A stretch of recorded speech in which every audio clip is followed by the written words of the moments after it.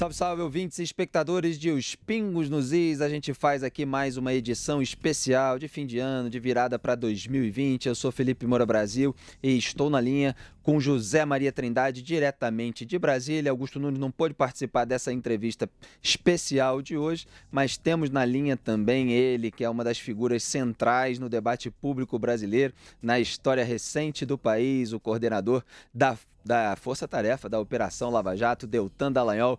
Boa noite, procurador. É um prazer recebê-lo aqui em Os Pingos nos Is. Seja sempre bem-vindo à Jovem Pan. Boa noite, Felipe Moura. Boa noite, José Maria Trindade. Boa noite, ouvintes da Jovem Pan. Uma alegria estar com vocês aqui no Pingos dos Is. Caro procurador, a gente viu aí um ano de muitos ataques à Operação Lava Jato. Inclusive, estávamos aqui fazendo comentários, balanços de 2019, perspectiva para 2020. Vários comentaristas da casa consideraram um ano de alguns retrocessos no combate à corrupção, no combate à impunidade. No entanto, a Operação Lava Jato continuou trabalhando. A gente vê até aí no final do ano o Lulinha, filho do Lula, sendo alvo aí de operações. Então, qual é o balanço que o senhor faz de 2019 nesse combate à corrupção? Felipe, como você colocou, a Lava Jato teve uma série de dificuldades e obstáculos ao longo do ano de 2019. A gente teve o fim da prisão em segunda instância, que sem dúvida nenhuma foi o pior dos retrocessos na nossa perspectiva. Tivemos ainda decisões do Supremo determinando a remessa para a Justiça Eleitoral de crimes de corrupção, quando parte da propina vai para financiar campanhas eleitorais.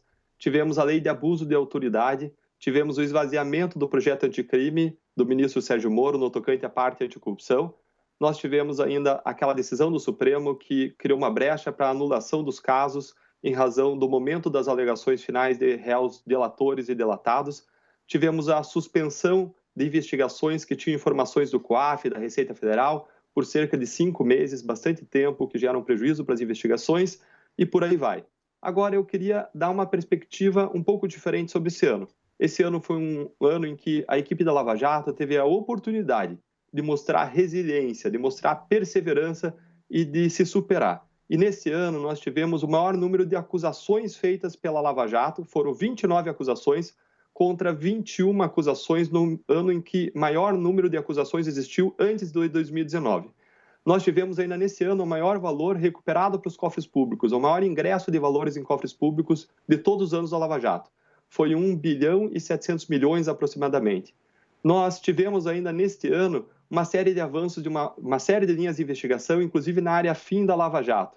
Nós tivemos ainda a celebração de acordos de leniência com empresas de colaboração que geraram um retorno de recursos para cofres públicos de mais de 2 bilhões de reais. A gente pode ainda falar e detalhar vários desses aspectos, mas o ponto é, nós mostramos resiliência, nós tivemos essa oportunidade de mostrar a capacidade da Lava Jato de seguir fazendo seu trabalho mesmo frente às dificuldades. Nós precisamos ser realistas. Vai ser mais difícil daqui para frente, diante das decisões que foram tomadas, mas nós, assim como nós brasileiros, não só nós, servidores públicos da Lava Jato, não podemos desistir. Nós precisamos perseverar se nós queremos vencer esse grande mal da corrupção brasileira. Procurador, começando até pelo final, o senhor rebateu outro dia nas redes sociais uma declaração do atual presidente do Supremo Tribunal Federal, Dias Toffoli, que disse que a Lava Jato destruiu empresas. Agora eu queria ver aqui com imagens o senhor rebatendo essa declaração, porque a gente sabe muito bem que foi a corrupção que causou certos problemas econômicos e a Lava Jato estava ali para combater a corrupção. Então, quais são os seus argumentos para rebater essa declaração do Toffoli? Felipe, a gente pode fazer algumas comparações para a gente entender melhor essa relação entre corrupção e desenvolvimento econômico. Veja que é como se uma pessoa, um paciente, tivesse um câncer que está crescendo dentro dele e que vai matá-lo, vai gerar um desgaste muito grande, que suga as energias, um grande parasita no corpo dele. Nós temos duas opções. Ou nós fazemos uma cirurgia, nós aplicamos a lei, nós tiramos esse câncer, nós atacamos o problema, ou a gente deixa o paciente viver com aquele câncer drenando as energias dele ao longo da vida. A gente poderia, hoje eu conversei com um servidor público que me lembrou da imagem muito famosa do Jeca Tatu, do Monteiro Lobato, que era um personagem brasileiro que tinha cheio de vermes na barriga, cheio de parasitas e que não avançava, não ia para frente, não progredia, em razão, inclusive, desses parasitas que prejudicavam, que geravam uma letargia.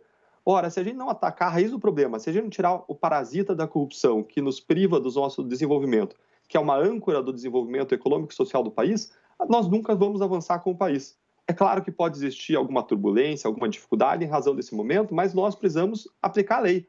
A alternativa seria nós dizermos que pessoas poderosas, que empresas grandes, são muito grandes para caírem, são muito grandes para serem punidas, são muito grandes para respeitar a lei. E eles vão poder fazer e desfazer o que quiserem no Brasil. A nossa perspectiva da Lava Jato é de que nós precisamos aplicar a lei, seja para quem for. Não importa se a pessoa é poderosa, essa pessoa tem que estar debaixo da lei. Essa é uma das grandes mensagens da Lava Jato, de que todos devem estar debaixo da mesma lei. É uma mensagem republicana. José Maria Trindade, de Brasília, tem uma pergunta para o senhor. Procurador, diga, Zé Maria. Pois é, procurador, o senhor tem toda a razão, porque o tráfico de drogas também emprega, né? O roubo também emprega, é preciso investimentos, é preciso motorista, enfim, gera emprego, e ninguém acha normal o tráfico de drogas e o roubo, enfim, o senhor tem toda a razão. Mas o que me deixa curioso é que no Congresso Nacional os senhores enfrentam deputados, ex-deputados poderosos, e a gente sabe o motivo deles atacarem a Lava Jato. Mas eu não consigo explicação, talvez o senhor poderia me explicar, o porquê de ministros do Supremo Tribunal Federal, dos tribunais superiores, entrarem em confronto direto com o senhor e com a Lava Jato. Qual é o motivo? Rapaz, essa é uma pergunta difícil. Essa eu vou deixar para você e para os ouvintes responderem. Agora, realmente, quando a gente olha mesmo países, uma análise dos países no globo, o que a gente vê aqui? Países com alto índice de corrupção têm um baixo índice de desenvolvimento econômico e social. E vice-versa. Se nós queremos ser um país com altos índices de desenvolvimento econômico e social, nós precisamos ter baixa corrupção. Existe uma correlação inversa entre corrupção e desenvolvimento econômico e social. Nós revelamos, a Lava Jato revelou, por essa série de instituições, agentes públicos, revelou um quadro de corrupção política endêmica, sistêmica, bastante alastrada, e a Lava Jato fez esse diagnóstico. Agora, nós precisamos de tratamento. Esse tratamento precisa vir pela manutenção do desenvolvimento das investigações. Esse problema precisa ser encarado de frente, as pessoas precisam ser responsabilizadas pelos seus crimes, precisam ir para trás das grades, as empresas precisam pagar suas multas, para que o crime de corrupção passe a não mais compensar no Brasil. Mas mais do que isso, nós precisamos de um tratamento sistêmico a esse problema. E esse tratamento só pode vir por meio do Congresso Nacional, instituição que bem lembrou aqui o nosso querido José Maria Trindade. Agora, mas houve um desenvolvimento. A impressão que eu tenho é que os meios investigativos estão em melhores condições técnicas. Enfim, houve uma melhoria nesse sentido. Houve um avanço institucional ao longo das últimas décadas, mas, mesmo antes da Lava Jato, segundo uma pesquisa feita por dois pesquisadores brasileiros, 97 a cada 100 casos de corrupção comprovada acabam em plena impunidade. O que a Lava Jato foi até hoje, José Maria, foi um ponto fora da curva. Ela não mudou a curva da impunidade continua lá. Ela, por uma série de circunstâncias, inclusive uma evolução legislativa, é verdade, ela se revelou um ponto fora da curva. Agora, nós precisamos mudar essa curva da impunidade. Os casos, em regra, geram prescrição, basta a gente olhar os outros casos, ou demoram décadas para serem punidos. Ainda mais agora, com a queda da prisão em segunda instância, a responsabilização das pessoas vai ficar ainda mais difícil. Basta a gente ver que o caso que foi apreciado em 2009, quando o Supremo Tribunal Federal proibiu a prisão em segunda instância pela primeira vez, proibiu novamente agora em 2019, mas a primeira vez que tinha proibido, proibiu em 2009, depois autorizou em 2016 e proibiu de novo em 2019. Pois bem, em 2009, quando o Supremo Tribunal Federal proibiu a prisão em segunda instância, o caso que estava sendo julgado era de um fazendeiro que tinha tentado um homicídio contra um jovem que tinha cantado a sua esposa lá atrás, em 1991. E o que aconteceu é que, quando o Supremo Tribunal Federal disse que essa pessoa não podia ser presa, mesmo depois de julgada em duas instâncias, essa pessoa continuou recorrendo e adivinha o que aconteceu? Em 2012, o caso prescreveu. Essa pessoa nunca foi presa, essa pessoa que atirou contra a cabeça de um jovem, acertou um tiro dentro da cabeça, acertou outro perto da coluna vertebral. Essa pessoa não morreu por sorte, essa vítima. Agora, essa pessoa que foi acusada pelo crime nunca veio a ser presa na história, o crime prescreveu em 2012, ainda no STJ, ou seja, ainda na terceira das 4 instâncias que os criminosos ou que os acusados por crimes podem percorrer por meio de recursos. Ainda tinha um baita tempo que poderia ainda passar se essa pessoa tivesse recorrido ao Supremo Tribunal Federal. O mesmo a gente vê que aconteceu no propinoduto. O propinoduto foi um caso em que auditores da Receita Estadual do Rio de Janeiro foram encontrados com mais de 30 milhões de dólares em contas suíças. Eles foram acusados por corrupção lá atrás, em 2003, e quando chegou em 2014, esse caso estava no Superior Tribunal de Justiça e a crime de corrupção prescreveu, ou seja, foi cancelado, e esses auditores não vão ser punidos por corrupção em razão do decurso do tempo, embora eles tenham sido condenados pela existência de amplas provas de corrupção. Com isso tudo, você vai inserindo germes de injustiça nos casos, você vai dificultando que o sistema possa trabalhar de um modo adequado em relação a crimes graves praticados por pessoas poderosas. E quando você tem esse ambiente de impunidade que vai se gerando, uma das consequências, além da injustiça em si, da impunidade, uma das consequências é o fato de que ninguém vai querer colaborar com a justiça.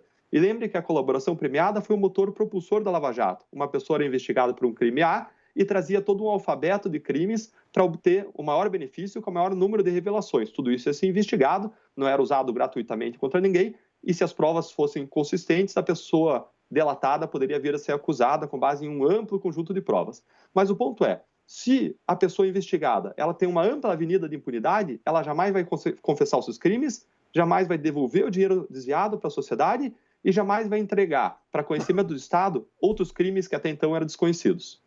Procurador, como é que o senhor está acompanhando essas iniciativas legislativas de restabelecer a prisão após condenação em segunda instância, deixando clara ali a letra da lei, justamente para que não haja uma alteração de jurisprudência conforme a conveniência política da ocasião? Inclusive, há iniciativas da Câmara e do Senado, e muita discussão nesse fim do ano, tentativas de adiar, tentativas de restringir o alcance dessas propostas. O senhor tem alguma preferência por um caminho a ser adotado? Porque existe o caminho da proposta de emenda à Constituição e existe o caminho também do projeto de lei. Qual é a sua visão sobre esse quadro?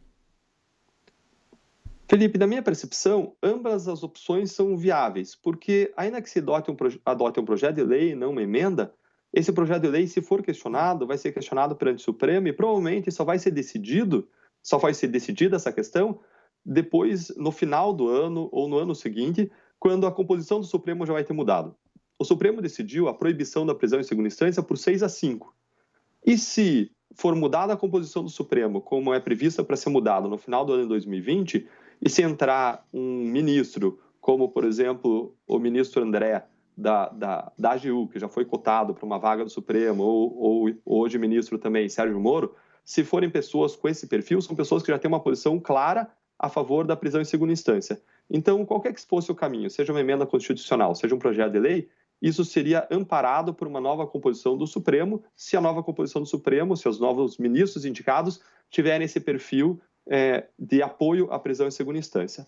Agora, eu vejo, então, com expectativa, tenho uma expectativa de que o Congresso Nacional possa retratar, espelhar o anseio da sociedade e dar à luz, dar vida a essa ideia, esse anseio legítimo, justo da sociedade, de que a lei penal não seja um faz de conta, e que possa trazer vida aprovando um projeto ou aprovando uma emenda constitucional.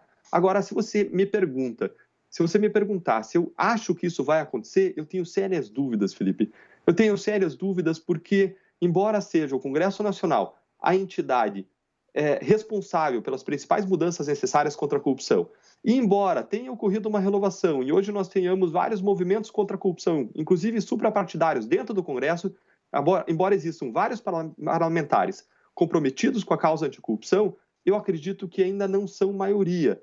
Tanto é que os 3 grandes pacotes anticorrupção até hoje apresentados pós-Lava Jato não foram aprovados ou foram absolutamente esvaziados na parte anticorrupção.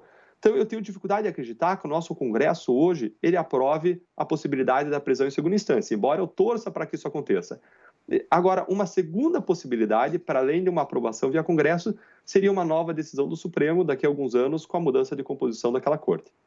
Procurador, esse ano eu acho que mais do que nunca o senhor teve as suas condutas questionadas, colocadas aí no foco do debate público, principalmente depois da revelação das mensagens roubadas por meio de violação criminosa de aplicativos de celular. Sei que o senhor já falou várias vezes a respeito desse assunto, mas queria que o senhor explicasse para os ouvintes e espectadores dos Pingos nos Is, da Jovem Pan em geral, a respeito dessa relação do juiz com procuradores de uma força força-tarefa especial como a da Lava Jato? Porque o senhor foi muito questionado a respeito dos diálogos que mantinha com o então juiz da Lava Jato em Curitiba, Sérgio Moro. Qual é a sua análise, a sua explicação, a sua argumentação para defender essas conversas? Felipe, as acusações foram feitas com base em supostas mensagens que foram ou descontextualizadas ou deturpadas para produzir falsas acusações. Todos os atos que nós praticamos ao longo da Lava Jato, eles estão apresentados em processos que são públicos e eles estão fundamentados em fatos, na lei e em provas. Ou seja, estão robustamente fundamentados. Tanto é que eles sobreviveram ao exame crítico de centenas dos melhores advogados do país em 4 instâncias do judiciário. Nós temos plena confiança que no trabalho que nós fizemos, o limite das conversas entre juiz e Ministério Público jamais foi ultrapassado, jamais houve conchavo, conluio para punir alguém ou para absolver alguém.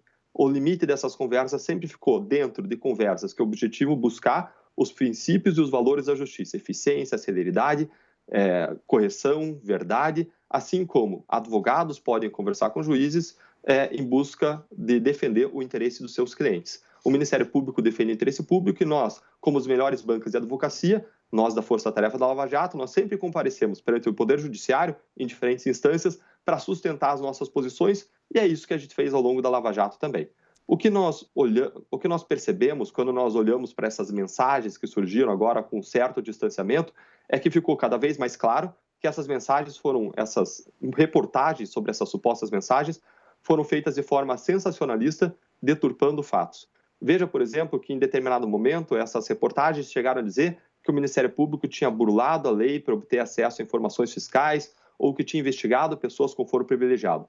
Ora, se isso fosse verdade, não precisava da mensagem, bastava qualquer advogado ir ao processo e todos os nossos atos são formalizados, constam no processo, senão eles não teriam nem utilidade. Estão todos lá. E os advogados iam identificar violações de sigilo fiscal indevidas ou investigações de pessoas com foro feitas indevidamente.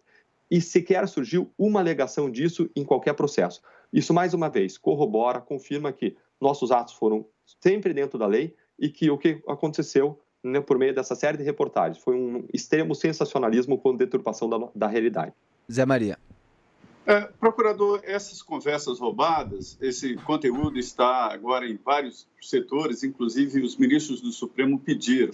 Eu imagino, não tenho informação sobre isso, mas imagino que se eram conversas, estão lá informações pessoais e até familiares, né? Isso incomoda o senhor se incomoda com essas conversas pessoais aí nas mãos de várias pessoas, inclusive ministros do Supremo? José Maria, ninguém nega que houve um crime de hackeamento, ou seja, alguma coisa nossa eles obtiveram. Agora a gente não sabe a extensão e a gente não sabe o quanto que essas mensagens estão sendo apresentadas de modo deturpado, fora de contexto. O que nós podemos sim é responder pelos atos que a gente fez com base na realidade. Nós não temos confiança no modo como essas mensagens possam estar sendo manipuladas ou dispersadas, inclusive com risco à integridade dos integrantes da Lava Jato. E outro ataque feito constantemente ao senhor também diz respeito a um fundo bilionário da Lava Jato. Como é que foi essa história, procurador? Felipe, o que aconteceu foi que a Lava Jato, em razão dos crimes que aconteceram dentro dela e dela se submeter à legislação norte-americana, ela foi punida pelos Estados Unidos por órgãos como o DOJ, o Department of Justice, e a Security Exchange Commission. É uma espécie de CVM americana, uma espécie de Comissão de Valores Imobiliários americana. A Petrobras, então, por ter existido uma série de crimes lá dentro, por ter tido falhas do programa de compliance, ela ficou sujeita a uma punição porque ela negociava ações na Bolsa de Nova York. Questão, o Ministério Público contribuiu para essa punição? Não, o Ministério Público não contribuiu. A própria Petrobras colaborou voluntariamente com as investigações dos Estados Unidos, objetivando, de acordo com a visão de seus advogados, muito bem assessorada, uma redução da pena que seria aplicada. E onde que entra o Ministério Público Federal nisso? Preocupados com a repercussão sobre o interesse público nacional dessa punição, os procuradores da Força Tarefa da Lava Jato foram aos Estados Unidos e pediram para que, caso existisse uma punição, boa parte desses valores pudessem ser revertidos ao Brasil. Nós fizemos uma série de conversas sobre isso, autorizados pelo Procurador-Geral da República, com o objetivo de que, sem interferir nessas negociações entre Petrobras e Estados Unidos, se houvesse algum tipo de punição, grande parte dos valores viesse ao Brasil. E nós conseguimos, sensibilizamos os norte-americanos para que eles permitissem que 80% do valor ficasse no Brasil, se a Petrobras tivesse que pagar aqui no Brasil uma multa, fez um pagamento, tendo por base os mesmos fatos que aconteceram, a mesma corrupção que aconteceu lá dentro da Petrobras e que ensejou a punição norte-americana. Em razão desse acordo com os Estados Unidos e dessa possibilidade de trazer o dinheiro ao Brasil, foi feito, então, a partir da força-tarefa da Lava Jato, com a Petrobras, um acordo judicial para que esse dinheiro pudesse ser direcionado para a sociedade, para que esse dinheiro pudesse reverter em combate à corrupção, em fortalecimento da sociedade civil, de práticas de cidadania, uma melhoria da saúde, educação e assim por diante. Seria criada uma fundação de interesse público e essa fundação de interesse público, com uma série de regras de governança, de compliance, direcionaria os recursos a projetos e entidades da sociedade civil sem fins lucrativos para que tivesse uma boa aplicação social. Esse acordo feito com a Petrobras para a criação dessa fundação de interesse público foi questionado perante o Supremo Tribunal Federal e o Supremo Tribunal Federal entendeu que esses recursos não poderiam ser canalizados para essa fundação de interesse público que aplicaria esses recursos, os rendimentos desses recursos, em projetos sociais e entidades sem fins lucrativos. E entendeu que esses recursos deveriam ir para os cofres da União, acabou aplicando, segundo notícias da imprensa, inclusive para combater o incêndio que aconteceu na Amazônia. O grande ponto aí, Felipe, é que foi um sucesso a Força Tarefa ter conseguido fazer com que 2,5 bilhões de reais ficasse ao Brasil, valor que ia para os Estados Unidos se não fosse a intervenção da Força Tarefa. Agora, qual seja a aplicação do Brasil, desde que seja para o interesse público, para nós, na nossa leitura, isso é um grande ganho para a sociedade brasileira. Zé Maria. Os senhores fecharam na Operação Lava Jato vários acordos de delação premiada, isso aí já está comprovado, atestado e comprovado. Não houve ali reclamações dizendo que os senhores encarceravam, ameaçavam, e depois a gente viu que não é verdade. A maioria dos acordos de delação foram fechados por pessoas que estavam soltas, né, réus soltos. Eu queria que o senhor comparasse assim, o que aconteceu com a delação premiada da JBS, que não deu certo. O Supremo vai definir finalmente no início do ano que vem, mas a gente vê de longe que não deu certo. Qual é a diferença, o que houve de erro na delação da JBS? José Maria Trindade, só para deixar um esclarecimento para o ouvinte, esse acordo da JBS não foi um acordo feito pela força-tarefa da Operação Lava Jato.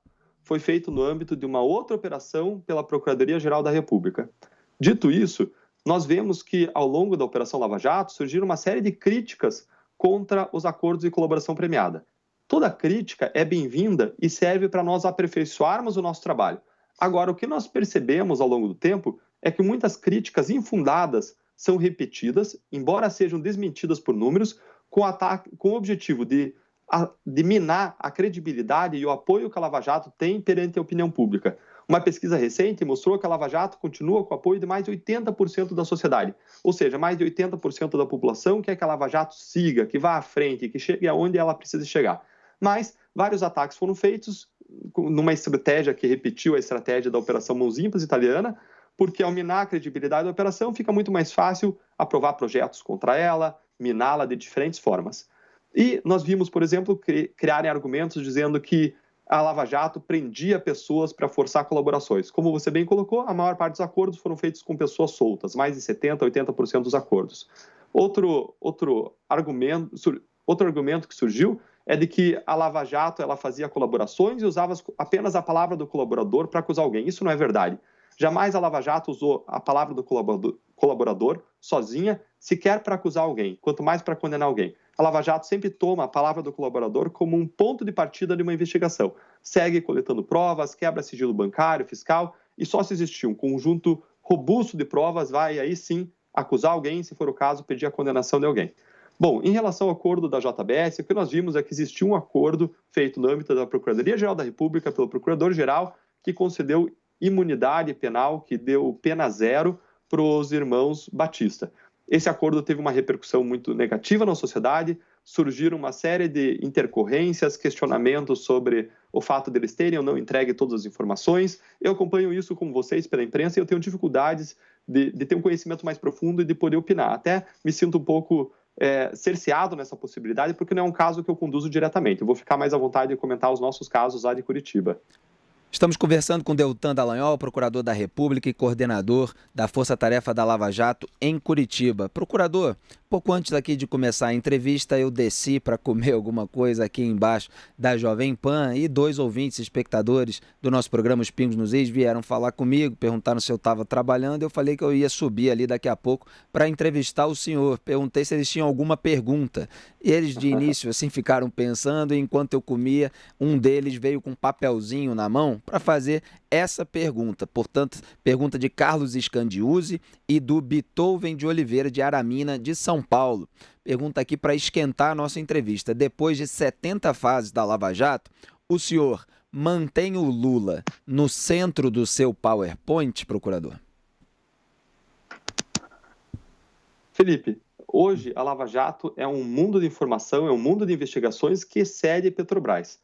Quando a gente estava analisando o caso Petrobras, o esquema de corrupção que aconteceu a partir dali, as propinas que aconteceram, a Lava Jato colocou ele no centro do esquema, isso estava na denúncia, isso não chegou a ser avaliado na sentença, o juiz entendeu que não era necessário avaliar isso para condená-lo, que estava demonstrada a participação e por isso condenou. Essa condenação foi confirmada depois em 2 outras instâncias. A segunda condenação veio, também não abordou esse tema e foi confirmada já em segunda instância. Então nós não temos uma palavra judicial sobre isso. Depois veio uma acusação feita de organização criminosa, em que foi na mesma linha, salvo muito me engane, foi uma acusação feita pelo Procurador-Geral da República, mas nós não temos uma palavra hoje judicial sobre isso. Na nossa perspectiva da acusação, e que nós expusemos publicamente naquele momento, como o presidente da República era quem podia fazer as nomeações dos principais cargos da Petrobras e tinha feito essas nomeações segundo um loteamento político que foi descrito naquela denúncia, ele era o principal responsável. Agora, quando nós olhamos um esquema como o da Lava Jato, nós vemos que existe, na verdade, uma interconexão de uma série de organizações criminosas. Existem esquemas, por exemplo, que aconteceram em outros órgãos públicos, que aconteceram, por exemplo, em relação a Belo Monte, que aconteceram em relação a Transpetro, que aconteceram em relação a Ministério do Planejamento, foi um caso que foi declinado para São Paulo. Então, a Lava Jato foi se espalhando e ela foi alcançando outras áreas. Existem esquemas em que não necessariamente, inclusive, estão envolvidos políticos, esquemas desenvolvidos em áreas específicas da Petrobras, em que a corrupção pode ser que não seja político-partidária, pode ser meramente corrupção administrativa, burocrática. Então, a Lava Jato hoje é um mundo de casos, é um mundo de informações. Agora, quando a gente olha aquele esquema descrito na denúncia, a opinião do Ministério Público Federal é aquela que foi expressa lá na denúncia. Agora, a gente precisa lembrar que o ex-presidente Lula é um de aproximadamente 500 acusados da Lava Jato, acusados por crimes de corrupção, lavagem de dinheiro e organização criminosa. As denúncias envolvendo o ex-presidente são 3 de mais de 100 acusações oferecidas.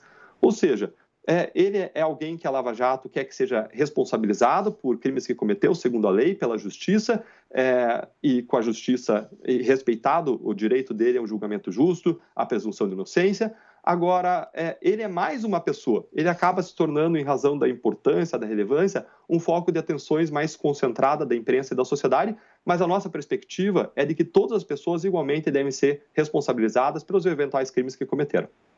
Zé Maria. Agora é a pergunta de $1 milhão. Até quando a Lava Jato vai, procurador? O senhor tem uma ideia? Já tem um projeto assim?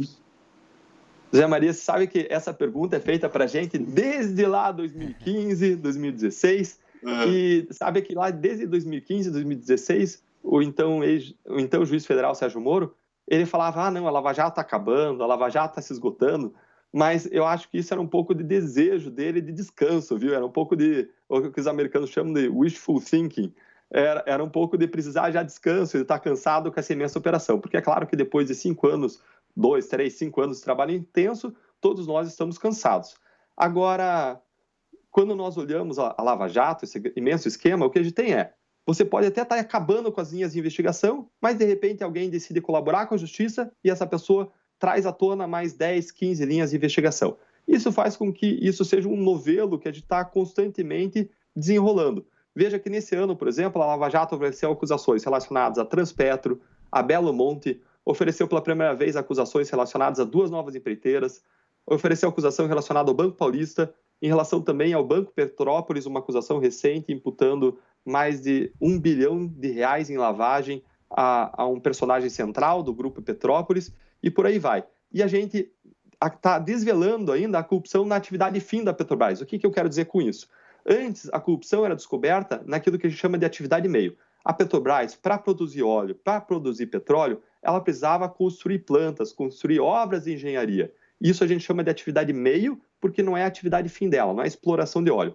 Agora, a gente está ampliando de modo muito consistente as investigações da própria área fim da Petrobras, que diz respeito à exploração e comercialização do petróleo e dos derivados do petróleo. Então, nós temos essa nova área, nós temos ainda uma série de casos de pessoas que têm prerrogativa de foro, que desceram ao longo do último ano e que nós ainda estamos investigando e possivelmente isso vai resultar em novas operações. Nós temos ainda nos sistemas de propina da Odebrecht, de alguns doleiros e de transportadoras, que foi apreendido um mar de informações que nós precisamos explorar e daí podem sair N novos casos. Temos ainda também uma série de novos acordos que foram feitos nos últimos 6 meses e que vão gerar novas investigações. Ou seja, a Lava Jato é um caso em plena expansão. Expressão disso é o fato de que nós oferecemos esse ano o maior número de acusações criminais, foi a maior recuperação de valores para cofres públicos, números recordes, o que corrobora o fato de que a gente está em plena expansão, tem muito trabalho pela frente. Agora, para isso, a gente precisa continuar contando com o apoio da sociedade brasileira e a gente precisa continuar contando com condições para que esse trabalho possa ser efetuado. Na medida em que vão sendo aprovadas leis, como a lei de abuso de autoridade, que cai a prisão em segunda instância, tudo isso vai deixando o nosso trabalho bem mais difícil. Procurador, o senhor foi punido recentemente com uma advertência pelo Conselho Nacional do Ministério Público, o CNMP, em razão de uma declaração que o senhor deu em uma entrevista. Eu vou pegar aqui as aspas completas. Então, aspas para o senhor. Os 3 mesmos de sempre do Supremo Tribunal Federal que tiram tudo de Curitiba e que mandam tudo para a Justiça Eleitoral e que dão sempre os habeas corpus, que estão sempre formando uma panelinha, assim, que manda uma mensagem muito forte de leniência a favor da corrupção. Fecho aspas, aí esse foi o trecho que resultou numa punição, principalmente em razão dessa última parte, mensagem muito forte de leniência a favor da corrupção. Como é que o senhor enxerga essa patrulha do CNMP em relação a uma declaração sua que é tão frequente dos cidadãos comuns e até de nós comentaristas a respeito de decisões do Supremo Tribunal Federal que vão contra o anseio da sociedade de combate à impunidade? Felipe, é interessante que logo depois de dizer isso que você colocou entre aspas, eu ainda disse: não estou imputando má fé a ninguém, estou fazendo uma análise dessas decisões. Esse foi o meu objeto. Eu falei expressamente, não estou imputando má fé a ninguém. Ou seja, eu não estava fazendo um ataque pessoal desrespeitoso, eu estava sim analisando o significado social e o impacto social de determinadas decisões do Supremo Tribunal Federal que estavam sendo objeto de exame naquela entrevista para a Rádio CBN. Então, o que eu fiz foi uma crítica de uma autoridade pública para o trabalho, para decisões de outras autoridades públicas em matéria de interesse público. E esse é o cerne básico da liberdade de expressão. A liberdade de expressão, esse direito, que é mais do que um direito, é um pilar da democracia, existe justamente para proteger o direito à crítica. Porque elogio, ninguém precisa ter protegido elogio. Elogio, ninguém vai reclamar de elogio.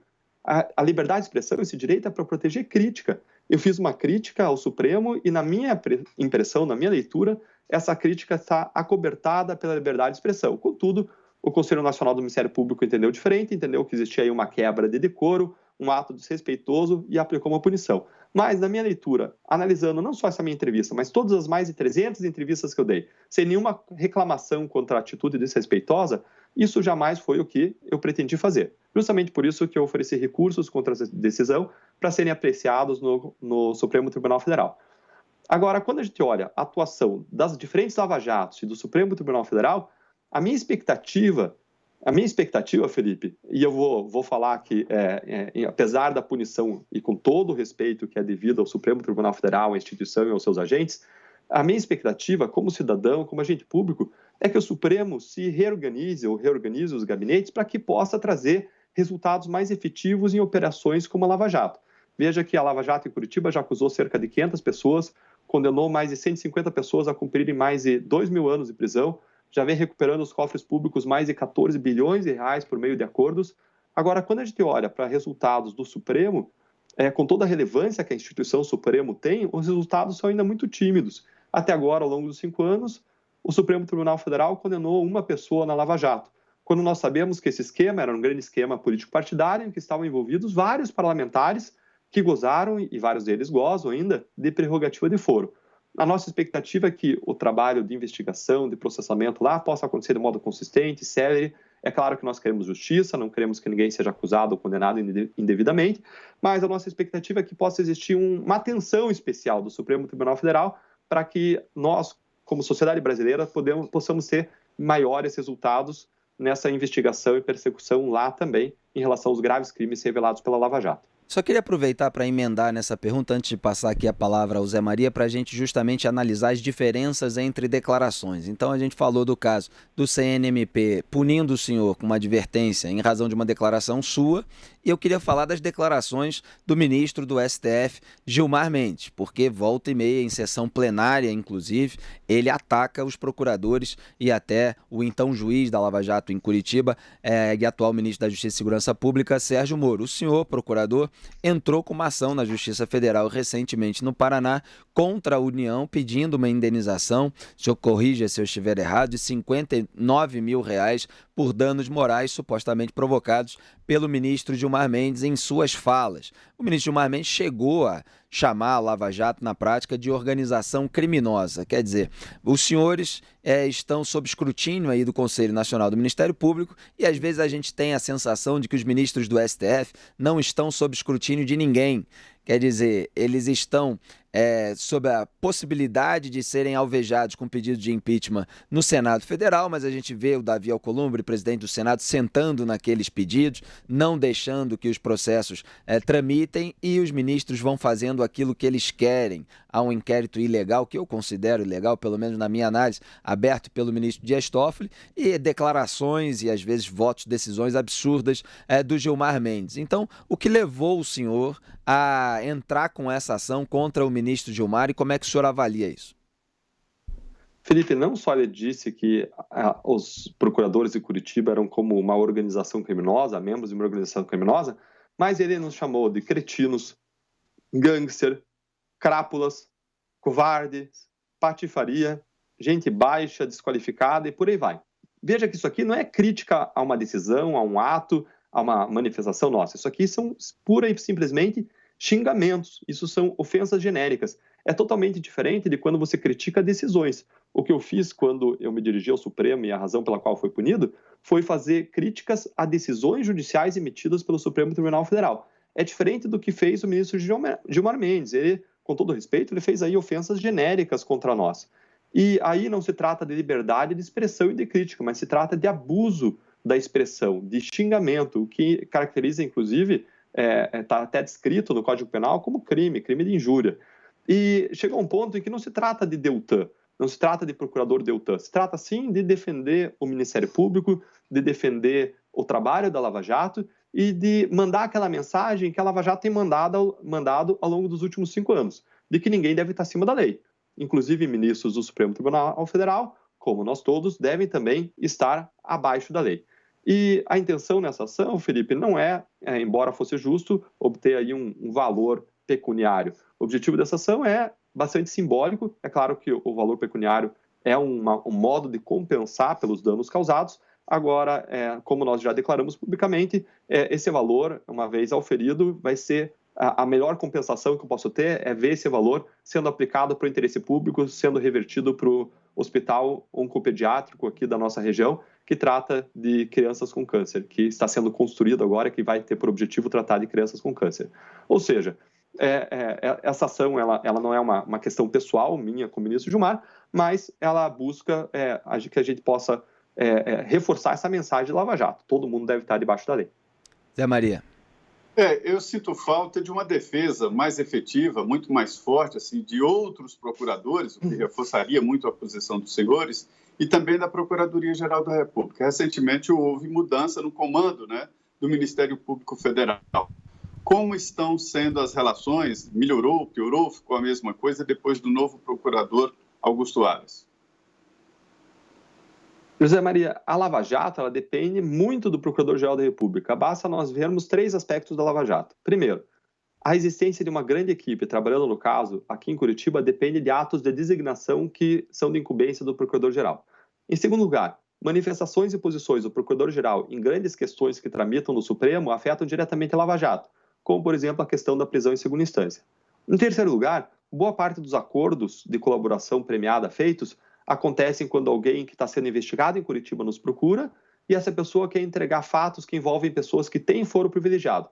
Nesse tipo de situação, o acordo é costurado em conjunto por Curitiba e por Brasília, pelos procuradores da Força Tarefa e pela Procuradoria-Geral da República. Ou seja, nós precisamos ter um bom relacionamento, um relacionamento de cooperação, de colaboração, e esse relacionamento até o momento vem acontecendo, e eu espero e tenho certeza de que esse relacionamento vai poder continuar ao longo dos próximos anos, porque não se trata de procurador A, procurador B, mas se trata de prestar um bom serviço público em benefício da sociedade brasileira. Procurador, caminhando aqui para o encerramento da nossa entrevista, incomoda o senhor tantas notícias já há muito tempo falando num eventual futuro político do senhor, numa eventual candidatura para algum cargo eletivo? Felipe, isso que existe é uma especulação. Isso existe desde 2014. Se falava que, inclusive alguns jornalistas falavam em alta voz que eu sairia candidato em 2018 e basta olhar para trás para ver que isso não aconteceu. A minha vocação é de serviço público. Eu quero servir a sociedade onde eu estiver. Hoje, o melhor modo de servir a sociedade é no cargo que eu exerço. Eu adoro a minha profissão, gosto muito dessa profissão do Ministério Público. Eu vejo a atuação do Ministério Público como um serviço de amor ao próximo. Basta abrir a lei do Ministério Público e ver que ele atua em favor de pessoas portadoras de necessidades especiais e deficiências, em favor de crianças e pessoas idosas, atua em favor de direitos do consumidor, em favor do meio ambiente, atua contra a criminalidade organizada. Ou seja, é uma atividade que eu vejo como uma atividade de proteção, de defesa da sociedade, de defesa do interesse público. Eu tenho uma alta identificação em relação a isso e é só nisso que eu penso hoje. Zé Maria, sua última pergunta para a gente encerrar? Procurador, há um grande debate no momento se o presidente deve ou não vetar ou sancionar aí esse financiamento de campanha de 4 bilhões, aliás, 3 bilhões, 2 bilhões fundo eleitoral e 1 bilhão fundo partidário. O que o senhor sugere? Como o senhor acha que deve ser o financiamento? É preciso um financiamento de campanha eleitoral. Não há como viver sem. Como o senhor sugere? O que deve ser? O parte empresarial, a volta? Qual é a sua ideia? José Maria, o maior problema do financiamento que está acontecendo hoje não é o fato de ele ser público. Se o financiamento público fosse distribuído de modo democrático entre todos os candidatos, isso poderia ser até um caminho.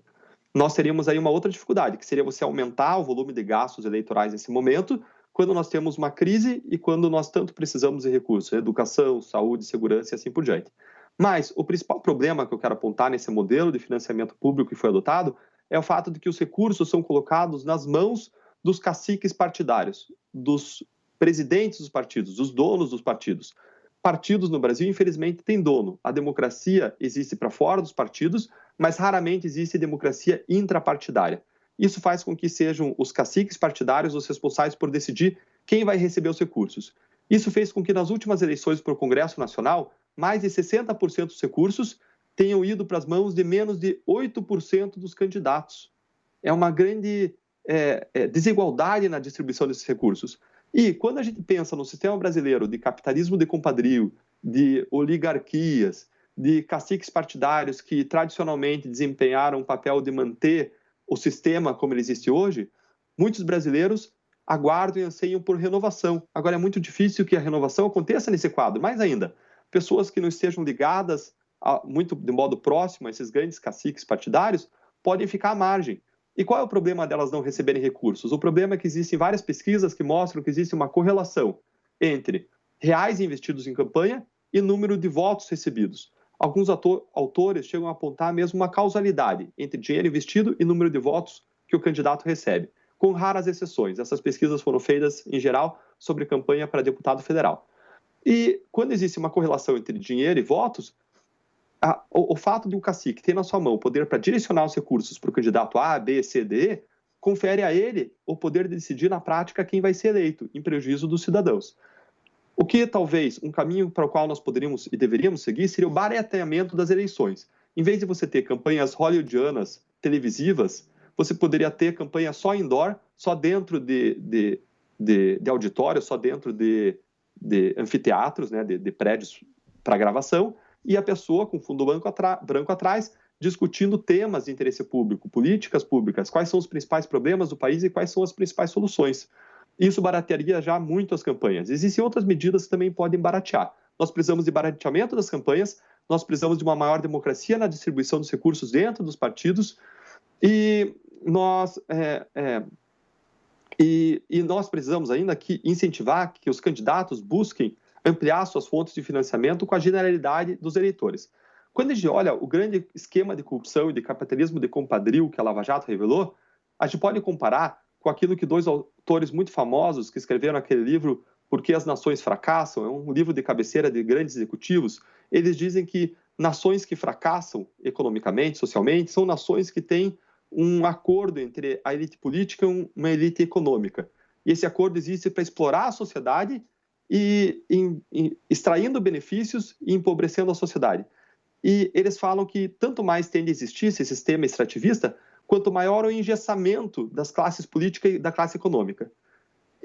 Ou seja, quanto maior o revezamento, quanto maior a oxigenação, renovação, novas pessoas vão para a política e ganham posições, menor é a chance de existir esse extrativismo. E quando você tem esse grande fundo eleitoral bilionário, que é distribuído para poucas pessoas, e quando o dinheiro corresponde a votos, o que acontece no final da Lava Jato é que a gente tem um engessamento ainda maior e um fortalecimento nesse sentido do capitalismo de compadrio. É algo que eu não gostaria de que acontecesse ao longo da nossa história. Se nós queremos mudança, esse não é o caminho. Procurador, só para encerrar a entrevista, um último pedido. Qual é o seu recado? Quer dizer, na sua opinião, o que a população brasileira, o cidadão comum, honesto, trabalhador, que apoiou a Lava Jato, que defende o combate à corrupção e à impunidade, o que eles podem fazer em 2020 para contribuir com isso? Ótima questão, Felipe. Essa questão tem uma resposta clara. Em primeiro lugar, o cidadão não deve desistir. Nós não devemos achar que a luta contra injustiças históricas e arraigadas, como o crime de corrupção, alastrado, sistêmico, vai ser vencida da noite para o dia. Em primeiro lugar, o que eu quero é que você faça o mesmo exercício que as pessoas, os agentes públicos que trabalham na Lava Jato estão fazendo, que é um exercício de perseverança, de resiliência. A luta contra a escravidão na Inglaterra demorou mais de 3 décadas. Em segundo lugar, nós, mesmo com resiliência, precisamos trabalhar com estratégia, precisamos vencer essa grande corrupção. A Lava Jato fez um diagnóstico, é preciso de tratamento grande, sistêmico. Esse tratamento só pode vir por mudanças amplas legislativas por meio do Congresso Nacional. Vieram 3 recomendações de tratamento desde a Lava Jato.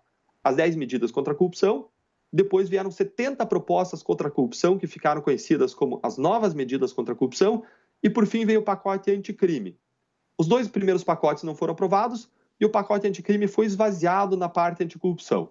Ou seja, nós continuamos com a doença, com o câncer, com esse grande problema, sem um tratamento. Nós temos diagnóstico, mas não temos tratamento. E quando nós olhamos o que acontece ao redor do mundo, o que acontece é que países que têm uma corrupção política lastrada dificilmente passam grandes reformas contra a corrupção, porque isso não interessa a muitas pessoas poderosas que estão lá na política. Então, se a gente quer mudanças contra a corrupção, não tem outro caminho senão o exercício do voto de modo mais consciente. E, em 2020, nós teremos eleições. Nós precisamos, então, que o cidadão, em primeiro lugar, vote de modo consciente. Isso significa analisar a ficha do candidato em que ele vai votar e ver se essa pessoa esteve investigada em crimes ou falcatruas no passado. Se essa pessoa já foi processada, foi condenada. Em segundo lugar, não adianta você querer mudança e escolher o teu candidato pegando um santinho no chão e achando que ele é bonito no caminho para a urna eleitoral. Se nós queremos mudanças, o cidadão vai precisar investir tempo, meia hora, 1 hora, escolhendo cada um dos candidatos, vendo o preparo dele, inclusive, em políticas públicas com base em evidências para solucionar os problemas sociais da sua comunidade. Nós precisamos de pessoas preparadas. Não estou dizendo que a pessoa precise de uma preparação acadêmica, mas a pessoa precisa ter estudado quais são os problemas do país e quais são as principais soluções possíveis para aqueles problemas. Políticas públicas que sejam solução para esses problemas. Além disso, se você confia em determinado candidato, depois você estudar, ver que ele tem preparo e, além disso, identificar a equipe que ele vai levar com ele, o trabalho vai ser feito não só por ele, mas por uma equipe que ele está levando, é bom verificar quem é essa equipe. Além de tudo isso, se você quer que pessoas ligadas à renovação, pessoas novas cheguem lá, lembrando que os antigos têm mais chance de conseguir o fundo partidário bilionário, é preciso que o brasileiro cultive a boa prática da pequena doação eleitoral. A boa prática de doar regularmente, independentemente da campanha 2020, 2022, 2024, 2026, para o resto da vida, a pessoa doar 30, 50 reais para o seu candidato. Isso, se nós todos encamparmos essa ideia, isso vai fazer muita diferença. e nós vamos incentivar que entre lá pessoas que representam os nossos ideais, que representam uma busca de mais integridade e de menos corrupção. E tudo isso que eu falei até agora, Felipe, é muito importante dizer, independentemente do partido ou corrente ideológica. Essas ideias valem para qualquer pessoa, independentemente de partido e de corrente ideológica. Muito obrigado, Deltan Dallagnol, procurador da República e coordenador da Lava Jato em Curitiba, por essa entrevista especialíssima aos Pingos nos Is, com esse ótimo balanço de 2019. Desejamos para o senhor muita perseverança e muitos resultados também em 2020. Boa noite, bom trabalho, seja sempre bem-vindo à Jovem Pan. Obrigado, Felipe, José Maria, uma alegria estar com vocês e com os ouvintes da Jovem Pan mais uma vez. Que 2020 possa vir trazendo não só amor, paz, saúde, alegria para todos nós, mas trazendo uma maior participação de todos nós na vida pública. A mudança não vai cair no nosso colo. Nós precisamos ir buscar. Um grande abraço, Felipe.